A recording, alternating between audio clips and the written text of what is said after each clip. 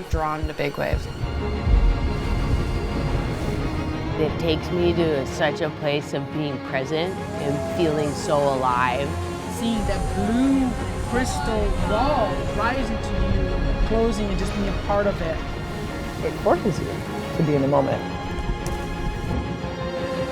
Any deviation is death. My name is Sachi Cunningham. I'm a water photographer and filmmaker. I've been working on a feature-length documentary about 4 big wave surfers, Bianca Valenti, Cal Invitational, Paige Alms, and Andrea Moeller, and their fight for pay equity in the World Surf League. I've been witness to a lot of historic days in filming this. Today, I thought I'd share my top 5. 5, 4, 3, 2, 1.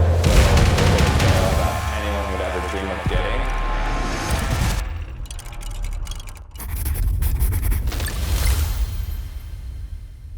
That was my first time duck diving one of those. Hold on it. So now I know it can be done. Number 5 is when I first met all of these women 10 years ago at Mavericks. It was for this invitational event called the Wicker Super Sessions, where they invited 13 women from around the world to surf Mavericks. I had filmed a documentary about big wave surfing when I was at the LA Times, but at the time it was almost all men. And the whole reason I got into water photography in the first place is because I wanted to share stories about women. I was absolutely terrified. I had never swum at Mavericks before, but there's nothing more inspiring than seeing a dozen women charging big waves. So I jumped in. Number 4 is the 2016 Jaws Challenge. It was the first time the World Surf League invited women to compete. I was being treated for fallopian tube cancer at the time, and I was supposed to have a chemo infusion, but my white blood cell count was too low, so it was canceled.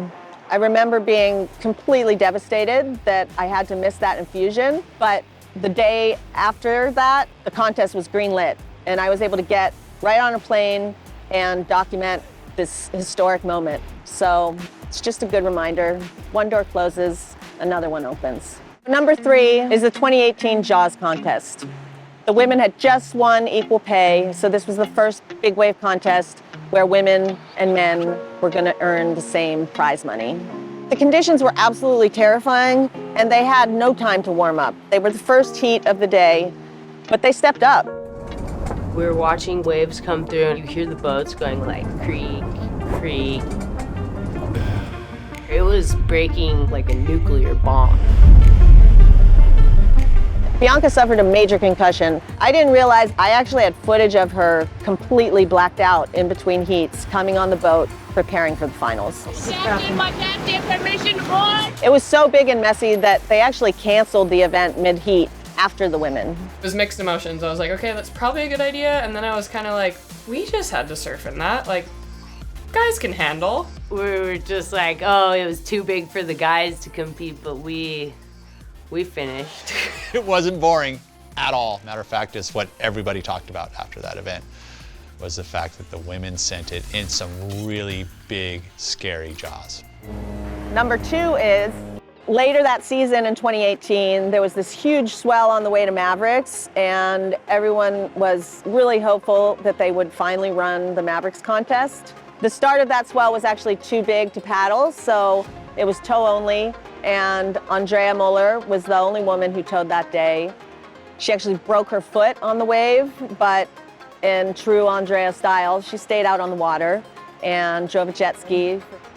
There were a few really epic sessions during that swell, and definitely some of the most memorable moments I've had swimming at Mavericks. So number 1 is the 2023 Ed Cal Invitational. It was the first time women had ever competed in the contest. I mean, the girls are charging. I mean, I'm so stoked. Yeah, equals, whatever. Equalism, or what do you call it? Doesn't matter, they go. Are you good? Ladies first. It was a really challenging contest to film. The swell was huge. The waves were knocking people out on shore. I was running back and forth, filming the women getting in, filming them getting out, getting interviews in between. But the Ed Cal is the oldest and most prestigious big wave contest there is. To see women compete for the first time, it's what I live for.